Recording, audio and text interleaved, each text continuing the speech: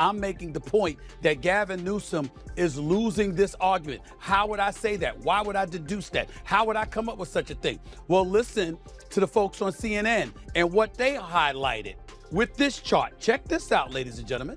You know, if we just take a look at the baseline numbers here, this is Trump's net approval rating on immigration. It's gone up like a rocket. Did you hear that, Governor Newsom? Did you hear that? I know you're about to leave office soon. I get that. But did you just hear that? America is with Donald Trump. America is with the GOP on this issue, okay? He's gaining traction. You are not prepared for the reality Stephen A. Smith just exposed regarding why the California dream is officially turning into a nightmare. While most analysts are distracted by the surface-level issues of corporate flight and high taxes, a much more sinister problem is eating away at Gavin Newsom's authority from the inside out. The actual catalyst for the chaos currently paralyzing the Golden State is something far more controversial than you've been led to believe, and the details coming to light today will change how you view the governor's future forever. Gavin Newsom's talking about potentially running for the president. Actually, he's not talking about it. He's trying to avoid talking about it, but we all know what he's doing because he has to leave the gubernatorial seat in 2026. The governor's seat is 2026. We know what he wants. You gonna pull it off with the record that took place in California all of these years under your stewardship? It's nice to see him sticking his chest out and going off. You think they don't have clip of how you embraced extreme leftist policies during the whole woke movement and cancel culture and everything else? You think they don't have those clips? You think they didn't see people getting arrested and let out of jail the same day? Stephen A. Smith has pinpointed the exact moment Gavin Newsom's potential path to the White House hit a massive roadblock: his uncompromising pivot toward a radical cultural agenda.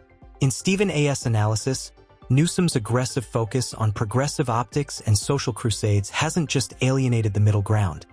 It has become the primary reason the state's foundation is currently cracking. From radical shifts in the education system to the public championing of highly divisive social movements, Newsom's legislative record has sparked a wave of statewide pushback that is growing louder by the day. Across social media, a flood of clips has surfaced showing the governor doubling down on these priorities, which critics argue proves he is choosing ideology over the basic survival of his constituents. Stephen A. makes it clear that while progressivism isn't the enemy, Newsom's specific brand of it has created a massive wall between the elite and ordinary families struggling with record-high taxes, a housing market in freefall, and a failing infrastructure. This woke obsession, Stephen A. warns, is a political time bomb that could destroy Newsom's national credibility before 2028 even arrives. You think they don't have footage of crime ravaging the streets of Los Angeles or homelessness? You think they don't know about the cost of living and how it's the highest in this republic right now? Let's talk. But the critique didn't stop there, as Stephen A. Smith moved on to expose the next tier of why California is essentially folding under Newsom's management. Topping the list is a homelessness catastrophe that has reached horrific levels in hubs like San Francisco and Los Angeles. According to Stephen A., the streets have become a visible testament to a state government that is too slow, too disorganized, and too buried in administrative ego to actually save lives. Closely following this is the astronomical cost of living, which Stephen A. reminds us is now a barrier for almost everyone in the state. Between the impossible housing prices, the heavy tax burden, and the suffocating web of regulations, the middle class is essentially being evicted from the state they helped build.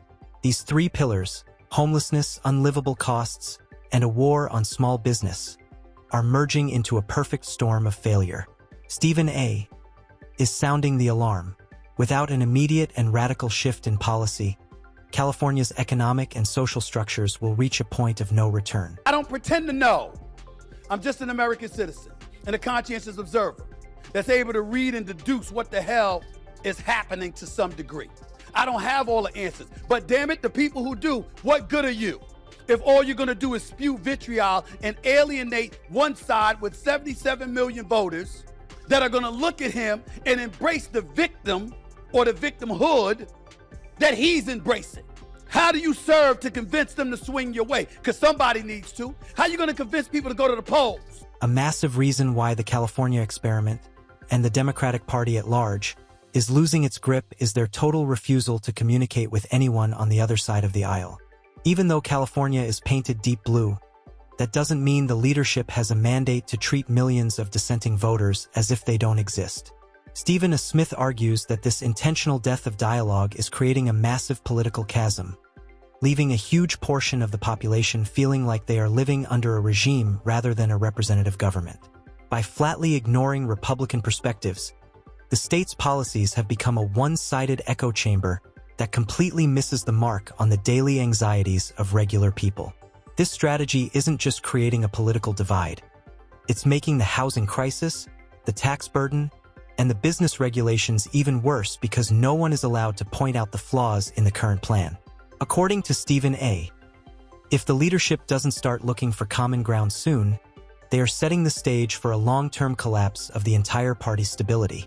On this particular issue, as it involves migrants, immigrants, those who are undocumented, dare we say illegal, in the United States of America, he's winning on this issue. There's a reason he won a popular vote. There's a reason he won the Electoral College vote. There's a reason he won every swing state.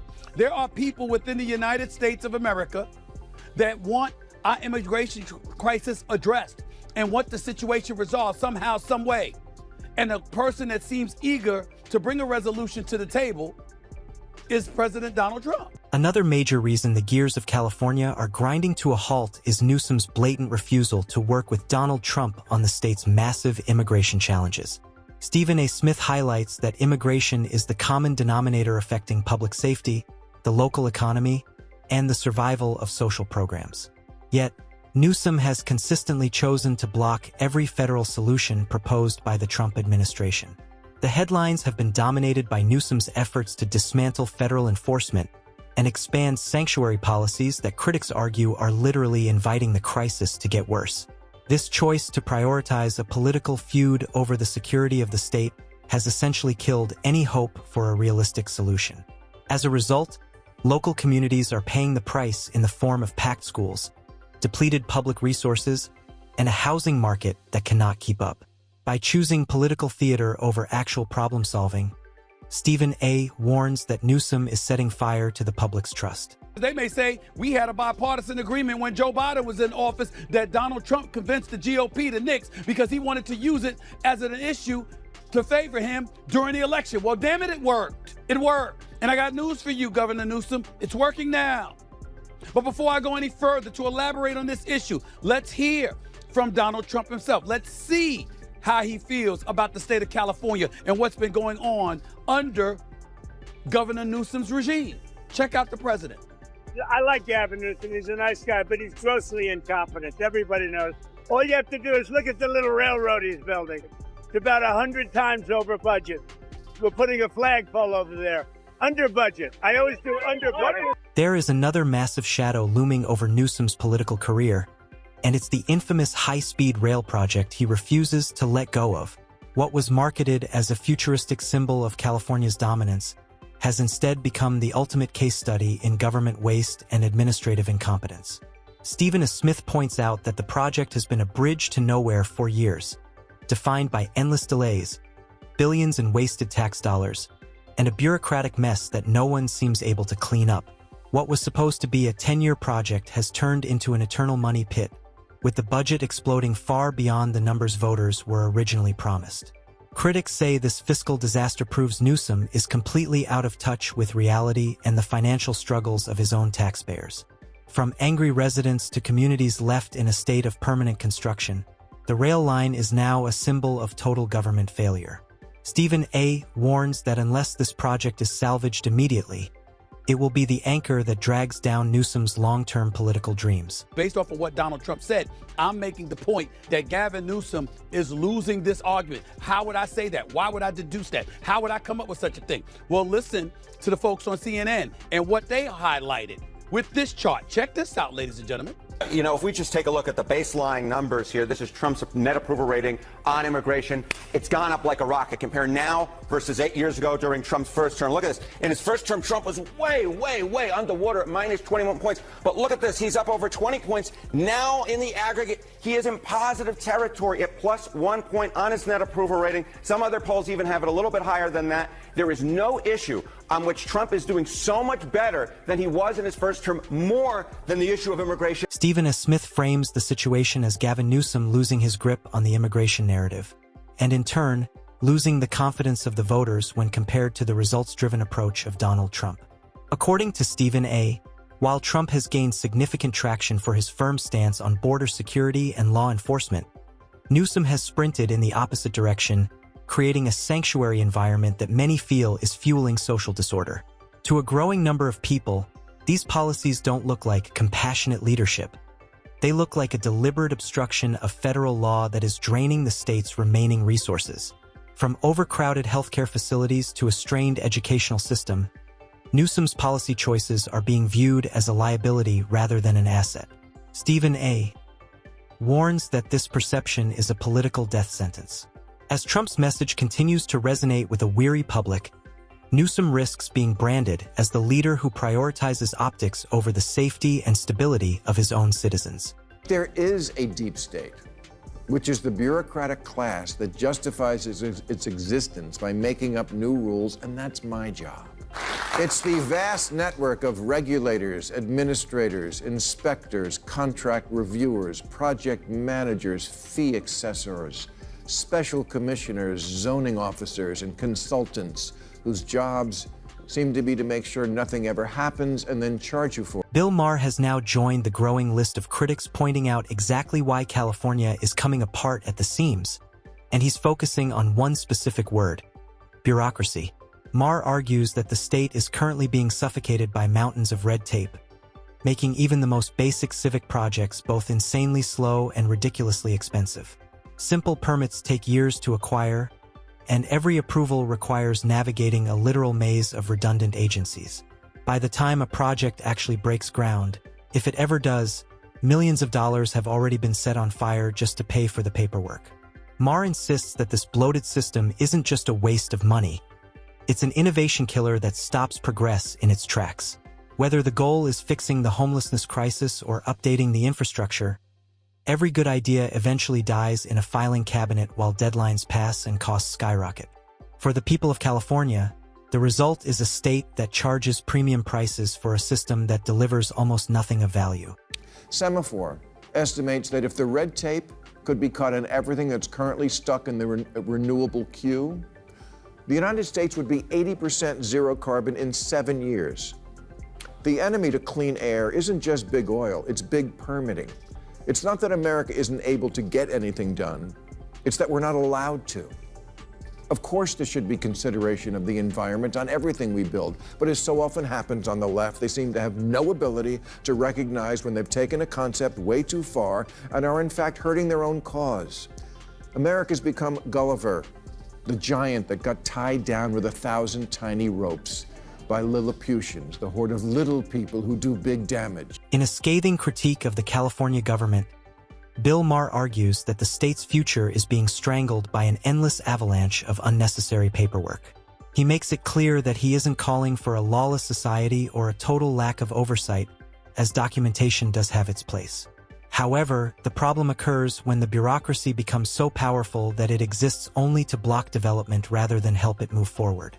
Projects that should be finished in months are dragged out for a decade, not because the money is missing or the engineering is too hard, but because the approvals are stuck in a loop of forms and reviews. Maher believes this regulation gone wild has turned California into a place where being ambitious is a mistake and being efficient is impossible.